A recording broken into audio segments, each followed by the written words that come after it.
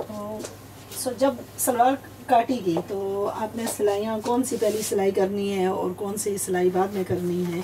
तो अगर हम इसको खोल कर रखें और इसका वर्कआउट करें कि कौन सा पीस किधर जोड़ना है, तो हमें यह मालूम है कि जो बड़े पीस हैं तो सेम, तो उनको हमने यहाँ जोड़ना है।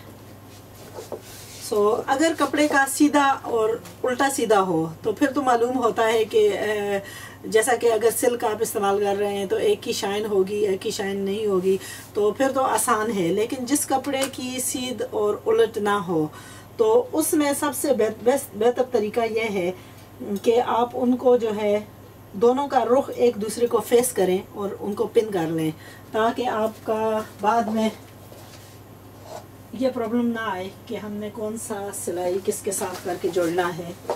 सो जैसा कि इस लिनन के कपड़े की उल्ट सीधी नहीं है, तो इनको हम जैसा अभी ऊपर से हम सिलाई करके नीचे की तरफ जाएंगे तो ये ऊपर की तरफ उल्टा आ रहा है, और फिर हम इसको भी ऐसे ही जोड़ेंगे कि ये दोनों सिमेट्रिक हों, यानी एक दूसरे को फेस करें। तो ये होगी सीधी सिलाई, यानी सीधी सिलाई होगी बिल्कुल नीचे की तक। और फिर दूसरा पीस जो है वो जब हम एक सिलाई कर लेंगे तो फिर तो मालूम होगा कि ये उल्टा है और ये सीधा है।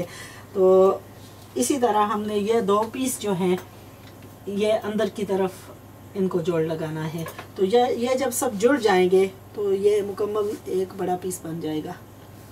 उसके बाद हैं दो सिलाइयाँ ये क्रच के लिए, और इसकी सिलाई आप करेंगे और इधर जो है तकरीबन 2 इंच की जगह छोड़ देंगी दोनों तरफ, और ये ओपनिंग जो है हम इस्तेमाल करेंगे जो डालेंगे अंदर ड्रॉ स्ट्रिंग उसके लिए। So what you're doing is attaching the two pieces, making sure that the wrong sides are facing each other or the right sides are facing each other. Otherwise what you will end up having is one piece on the front, one in the back. You want it absolutely symmetric, so make sure if it's got a right and wrong, then it's quite easily identifiable that you know, you don't have to mess around with it too much. If it hasn't got a right and wrong, then pin it into place first so that you don't make a mistake later. So what we have is two types of salwars.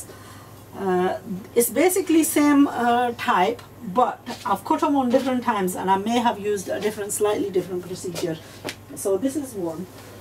The other one is this one. This one's pre-cut as well. This one's pre-cut, so yeah, I have more fabric here. So basically what I've done is I've used the same method, but there's no piece in it. You know, whereas the other one has a piece on the inside as well. With this one, I think I've made it even heavier and I haven't put any piece. This one was more fabric. इसमें कपड़ा जो है थोड़ा ज़्यादा इस्तेमाल किया है, तो इसमें फ़र्क यह है कि उसके जो पीस डाले हैं इसमें सिर्फ यहाँ ही पीस आएंगे।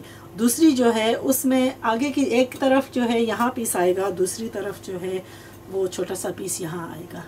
वो सिर्फ इसलिए कि उसमें कपड़ा कम था और उसमें हमने इजाफा किया है। तो इस तरह की सलवार की कटिंग के लिए आपको कपड़ा थोड़ा ज़्यादा चाहिए।